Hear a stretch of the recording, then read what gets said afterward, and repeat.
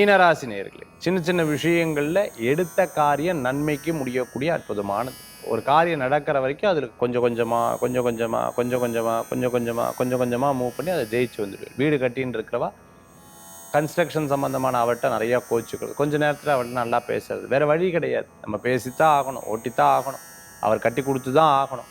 அந்த மாதிரி ஒரு காரியம் நடைபெறதுக்கு முன்னாடி கோவிச்சுக்காதீங்க. வண்டி ஏதாவது சர்வீஸு கூட்டு திருப்பி கிடைக்கலன்னா ஏங்க இப்படி பேச அப்படி எல்லா இடத்துலையும் சண்டையிலேயே கொண்டு போய் முடியக்கூடாது. நார்மலாக கொண்டு போனேன்னா அந்த காரியம் வெற்றி பெறத்துக்குண்டான வாய்ப்புகள் கூடி வரக்கூடியதாக இருக்கும். சகோதர சகோதரிகளுக்கு தேவையான உதவிகள் எடுத்து பண்ணக்கூடிய அற்புதமான நாள். வீட்டுக்கு தேவையான பொருட்கள் வாங்கி மகிழ்ச்சி அடையக்கூடிய அற்புதமான நாள்.